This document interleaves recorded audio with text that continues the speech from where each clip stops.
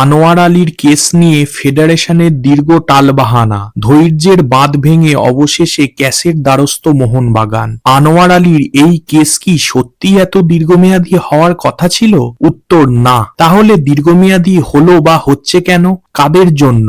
এই নিয়েই আজ কথা বলবো। Welcome to A to Z sports voice. তোমরা যদি চ্যানেলে প্রথম এসে থাকো তাহলে সাবস্ক্রাইব করে বেল আইকনটাকে বাজিয়ে দাও ফুটবল এবং ক্রিকেট সংক্রান্ত যাবতীয় আপডেট পাওয়ার জন্য।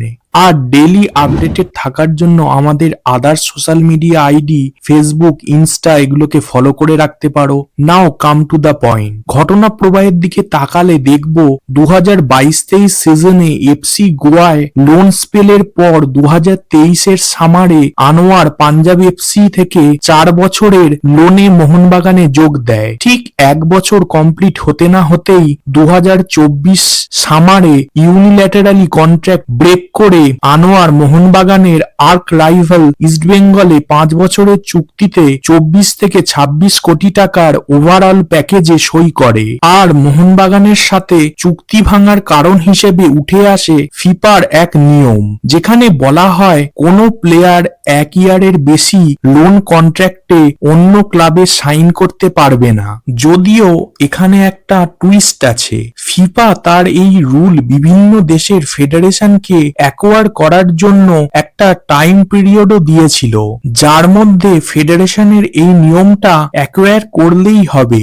আর যখন আনোয়ার কন্ট্রাক্ট ব্রেক করেছিলেন, মোস্ট প্রবাবলি তখনও ফিফার ফেডারেশনকে দেওয়া সেই টাইম পিরিয়ড ওভার হয়ে যায়নি। আর এখানেই সমস্যা, জাস্ট আর আনজাস্টেড প্রশ্নের প্রথম উত্থাপন। আর তার ওপর আমাদের ফেডারেশনের 18 মাসে বছর তো আছেই। সব মিলিয়ে এই কেস আজ এত দীর্ঘমেয়াদী। ইভেন তোমরাও যদি এই নিয়ে একটু ডিটেলসে চর্চা করো, তোমরাও এটা বুঝতে পারবে তখনকার নিউজ রিপোর্টে এমনটাই উঠে এসেছিল। বেড থেকে 2 মাস আগে মোহনবাগান ফিফার দ্বারস্থ হয় আনোয়ারের কেস নিয়ে এবং ফিফা ফেডারেশনকে দ্রুত এই কেস সমাধানের জন্য বার্তা পাঠায়। কিন্তু হলো কি, এজিএম এ টোটাল অ্যাপিল কমিটি বদলে গেল। মানে ফের ডিলে, না হলে অ্যাপিল কমিটির রায় দিলে সেই রায় দিল্লি হাইকোর্টে বিচার্য হয়ে এই কেস এর নিষ্পত্তি হয়ে যেত এতদিনে। ইভেন আনোয়ারও দ্রুত সমাধান চেয়েছিলেন অ্যাপিল কমিটির কাছে। ফলে এই দীর্ঘ সময় বিলম্বের কারণেই মোহনবাগান অবশেষে court of arbitration for sports or ক্যাসে যেতে বাধ্য হলো। ইন্টার কাশিও এর আগে ক্যাসে গিয়ে দ্রুত সমাধান পেয়েছে।